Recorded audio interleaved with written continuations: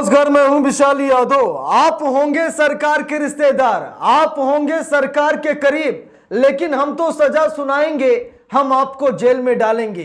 दोस्तों, देश के नए सीजेआई जस्टिस बीआर गवई ने पदभार संभालने से पहले सरकार को जबरदस्त झटका दे दिया है। दोस्तों, कहते हैं कि जिसकी लाठी उसी की भैंस, यानी कि जिसकी सरकार उसी की न्यायपालिका, उसी की जांच एजेंसी, उसी का हर एक डिपार्टमेंट, हर एक संवैधानिक पद और संवैधानिक पद पर बैठा हुआ हर अधिकारी उसी का होता है। लेकिन दोस्तों, इसी में एक है जस्टिस बीआर गवई, जो 14 मई को सीजेआई का पदभार संभालेंगे, शपथ ग्रहण करेंगे और 15 मई को वक्फ संशोधन कानून पर फैसला सुनाएंगे।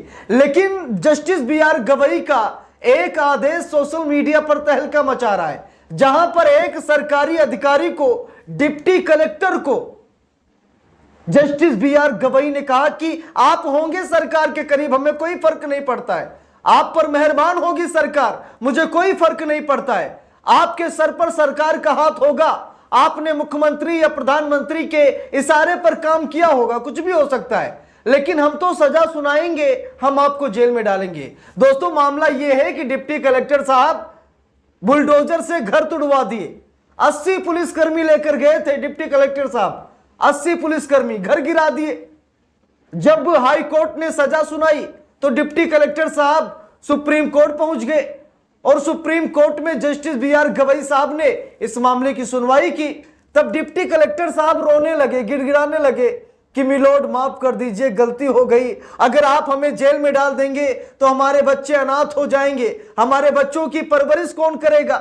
डिप्टी कलेक्टर साहब जिन्होंने घर तोड़ा था, जिन्होंने 80 पुलिसकर्मी लेकर गांव में घुस गए और कई घर तोड़ दिए, उसी मामले को लेकर डिप्टी कलेक्टर साहब जस्टिस बीआर गवई यानी देश के नए सीजेआई के सामने हाथ जोड़ने लगे, गिड़गिड़ाने लगे कि मिलोड माफ कर दीजिए, हमारे बच्चे भूखे मर जाएंगे, बड़ी समस्या हो जाएगी। जस्टिस बीआर गवई ने कहा कि आपने जिसका घर तोड़ा है, क्या उसके बच्चे अनाथ नहीं हो गए? आपने उन बच्चों के ऊपर से छत छीन ली है, इस कड़ाके की गर्मी में बच्चे कहां भटक रहे होंगे, आपको दया नहीं आई? आप तो पुलिसकर्मी लेकर चले गए बड़े अधिकारी बनने, घर तोड़कर चले आए। आज जब मैं आपको सजा सुना रहा हूं, आपको जेल में डाल रहा हूं और आपको बड़ी तकलीफ हो रही है, अपने बच्चों की बड़ी याद आ रही है, आप अपने परिवार के लिए यहां पर फपक फपक कर रो रहे हैं, उनका क्या जिनका आपने घर तोड़ दिया है? मैं सजा सुनाऊंगा, मैं जेल में डालूंगा। सलाम करता हूं दोस्तों ऐसे जज को, सलाम करता हूं। 14 मई को सीजेआई बनेंगे, बड़े गर्व की बात है, क्योंकि दलित समाज से आते हैं। जैसे बाबा भीमराव अंबेडकर साहब ने दलितों का मान सम्मान बढ़ाया है, वैसे ही आज एक दलित जज जस्टिस बीआर गवई साहब देश का मान सम्मान और दलितों की आन बान शान यहां पर बनते हुए नजर आ रहे हैं। दोस्तों, यहां पर देखिए, हवा भाई बात नहीं कर रहा हूं, हिंदुस्तान के हवाले से रिपोर्ट आई है, लिखा भी है, आप होंगे सरकार के करीब, हम तो ऐसे नहीं छोड़ेंगे, सजा देकर रहेंगे। डीसी पर बुरी तरीके से भड़के देश के नए सीजेआई जस्टिस बीआर गवई, लिखा भी है, जस्टिस बीआर गवई 14 मई को देश के 92वें मुख्य न्यायाधीश पद की शपथ लेने जा रहे हैं। उनसे पहले के सीजेआई जस्टिस संजीव खन्ना 13 मई को रिटायर हो जाएंगे और फिर 14 मई को सीजेआई बनेंगे जस्टिस बीआर गवई। देखिए, यहां पर लिखा है कि जब गरीबों के घर गिरा रहे थे तब भगवान की याद नहीं आई। जस्टिस बीआर गवई ने डिप्टी कलेक्टर से कहा कि जब आप लोगों का घर तोड़ रहे थे तो आपको भगवान की याद नहीं आई, अपने बच्चों, अपने परिवार की याद नहीं आई कि ये बुलडोजर अगर हमारे घर पर चलता तो मुझे कैसा लगता। देखिए, लिखा भी है, लाइव लॉ की रिपोर्ट के मुताबिक जस्टिस गवई ने टिप्पणी की, हम उनका करियर बनाना चाहते थे, लेकिन अगर वो नहीं चाहते तो हम कुछ नहीं कर सकते।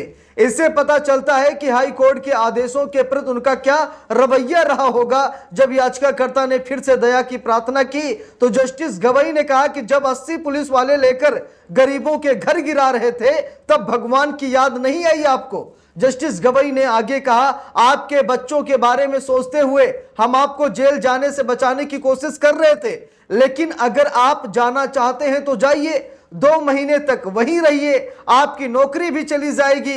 हाई कोर्ट की चेतावनी के बाद अगर कोई इस तरह की हरकत करता है, चाहे वो कितना भी बड़ा क्यों ना हो, वो कानून से ऊपर नहीं है। हम अपने हाई कोर्ट के आदेश की इस तरह अवमानना नहीं होने देंगे। हम इसे सजा दिए बिना नहीं छोड़ेंगे।